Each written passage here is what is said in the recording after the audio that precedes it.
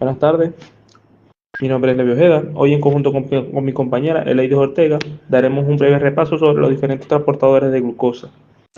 ¿Qué son los transportadores de glucosa? Bueno, primero que todo, los transportadores de glucosa, también conocidos en términos científicos como los GLUTs, son una familia de proteínas integrales de membrana que van a facilitar el transporte de la glucosa por medio de la membrana celular.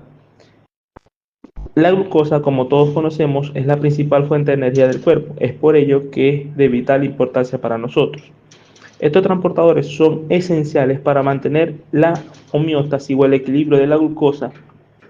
Este delicado equilibrio va a permitir que se mantengan los niveles de glucosa en sangre dentro de un rango saludable. Hasta la fecha se ha logrado identificar más o menos 14 transportadores de glucosa en humanos, designados desde el GLUT1 al GLUT14. Cada uno de estos transportadores de glucosa tienen una distribución tisular específica y propiedades de transporte únicas, lo que refleja su papel en el metabolismo de la glucosa. Encontramos que los transportadores de glucosa se van a clasificar dependiendo si son transportadores de sodio de glucosa o si solamente son transportadores de glucosa.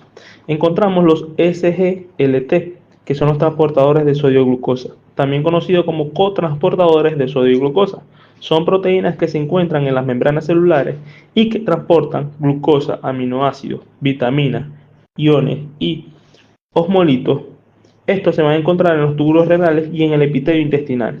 Existen diferentes tipos de SGLT, entre ellos los SGLT2, que es el principal contraportador de sodio y glucosa, que se encargan de reabsorber glucosa en los riñones, y los SGLT1, que es una proteína de 664 aminoácidos que se encuentran en el cromosoma número 22. Ahora, los GLUT, que son otro de los transportadores, son proteínas que van a facilitar el transporte de glucosa a través de la membrana celular. La glucosa, como mencioné anteriormente, es la principal fuente de energía del cuerpo. Son proteínas transmembranas y es el principal método de absorción de azúcar en las células de los diferentes mamíferos.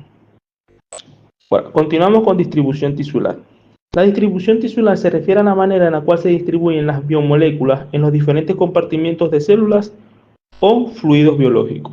Dentro de sus principales funciones encontramos la primera, que es la regulación metabólica, ya que la distribución de las enzimas y metabolitos en los diferentes compartimentos celulares van a permitir la regulación eficiente de las diferentes rutas metabólicas.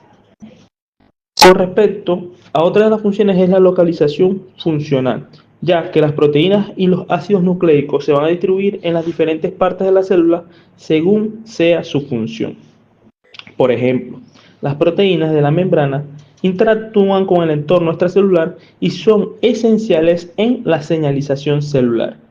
Ahora, otra de las funciones es la minimización de los conflictos metabólicos. ¿Por qué? Porque al mantener espacio en compartimentos específicos ayudan a evitar interacciones no deseadas. Otra de las principales funciones es la señalización celular, ya que permite que las células respondan a cambios de su entorno actuando o inhibiendo las diferentes rutas de señalización específica.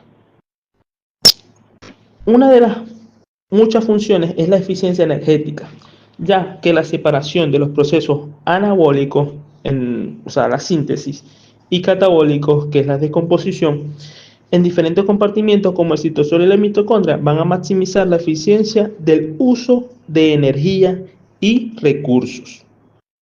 Y ya por último sería el almacenamiento y la liberación de sustancias, que la distribución también implica el almacenamiento de moléculas como reserva de energía, ya sea de glucógeno, lípidos, en compartimentos específicos que van a ser liberados según sea la demanda metabólica. Dentro de las principales sustancias que transportan encontramos las proteínas. Las proteínas tienen diferentes localizaciones dentro de la célula, ya sea en el citoplasma, en el núcleo, en las mitocondrias, en las membranas, y pueden estar en diferentes concentraciones según su función. Encontramos también las enzimas. Esta es otra de las sustancias que van a transportar. Pueden estar distribuidas directamente en los compartimentos celulares como el citosol y los organelos. Los ácidos nucleicos, encontramos que el ADN y el ARN también están organizados dentro de la célula en dentro de las células eucariotas se van a encontrar en el núcleo y en las procariotas se van a encontrar en el citoplasma. Y ya por último, los metabolitos.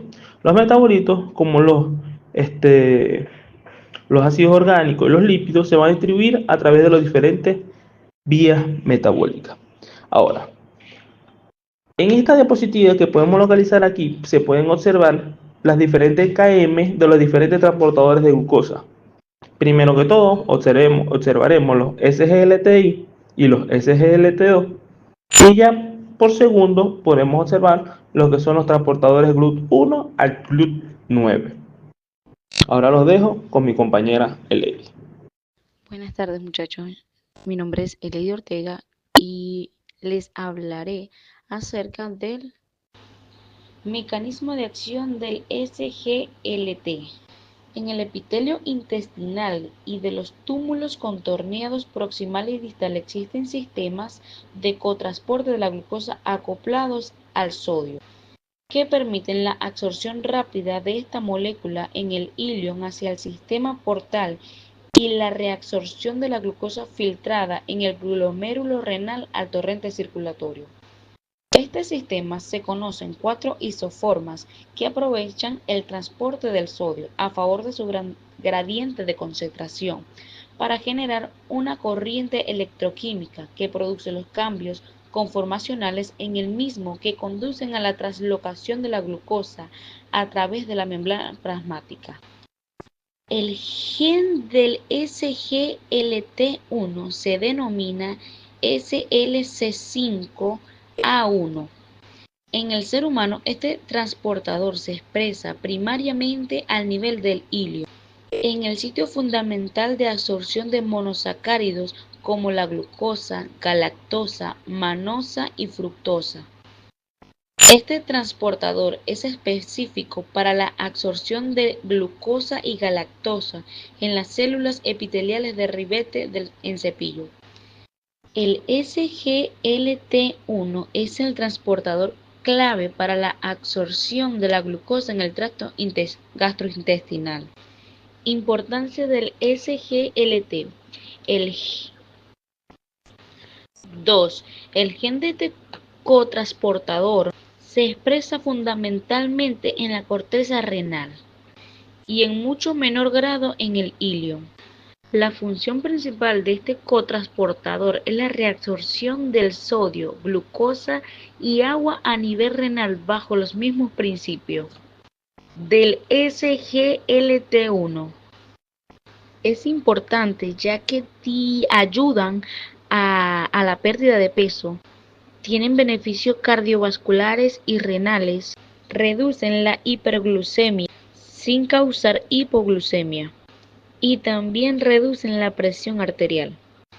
Mecanismo de señalización de insulina para la translocación de la GLUT4 a la membrana.